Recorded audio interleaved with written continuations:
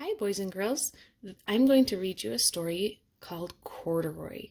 It's about a little bear who loses a button and wants to find a new home. Corduroy, story and pictures by Freeman. Corduroy is a bear who once lived in the toy department of a big store.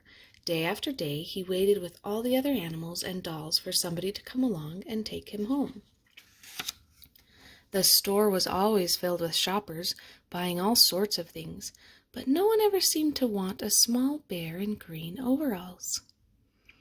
Then one morning a little girl stopped and looked straight into Corduroy's bright eyes. "Oh, Mommy," she said, "look, there's the very bear I've always wanted."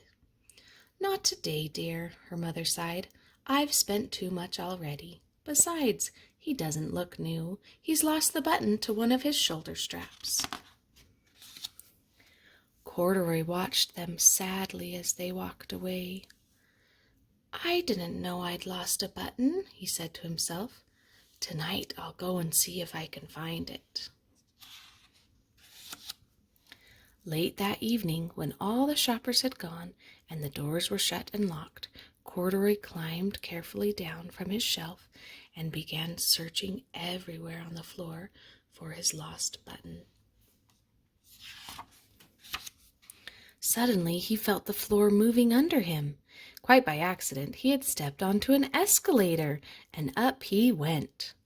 Could this be a mountain? He wondered. I think I've always wanted to climb a mountain. He stepped off the escalator as it reached the next floor, and there, before his eyes, was a most amazing sight. Tables and chairs and lamps and sofas and rows of beds. "This must be a palace," Corduroy gasped. "I guess I've always wanted to live in a palace." He wandered around admiring the furniture. "This must be a bed," he said. "I've always wanted to sleep in a bed." And up he crawled onto a thick, large mattress. All at once he saw something small and round. "Why, here's my button!" he cried, and he tried to pick it up. But like all the other buttons on the mattress, it was tied down tight. He yanked and pulled with both paws until pop! Off came the button, and off the mattress Corduroy toppled, bang, into a tall floor lamp.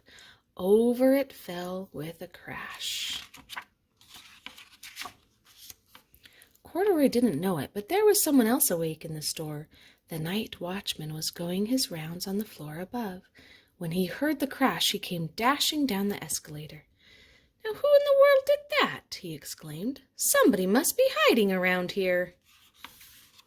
He flashed his light under and over sofas and beds until he came to the biggest bed of all, and there he saw 2 fuzzy brown ears sticking up from under the cover. "Hello," he said. "How did you get upstairs?" The watchman tucked Corduroy under his arm and carried him down the escalator and set him on the shelf in the toy department with the other animals and dolls. Corduroy was just waking up when the first customers came into the store in the morning, and there, looking at him with a wide, warm smile, was the same little girl he'd seen only the day before. "I'm Lisa," she said, "and you're going to be my very own bear. Last night I counted what I've saved in my piggy bank, and my mother said I could bring you home." "Shall I put him in a box for you?" the saleslady asked. "Oh, no, thank you," Lisa answered, and she carried Corduroy home in her arms. She ran all the way up 4 flights of stairs into her family's apartment and straight to her own room. Corduroy blinked. There was a chair and a chest of drawers, and alongside a girl-sized bed stood a little bed just the right size for him. The room was small, nothing like that enormous palace in the department store. "This must be home," he said. "I know I've always wanted a home." Lisa sat down with Corduroy on her lap and began to sew a button on his overalls. "I like you the way you are," she said, "but you'll be more comfortable with your shoulder strap fastened." "You must be a friend," said Corduroy. "I've always wanted a friend." "Me too," said Lisa, and gave him a big hug. The end.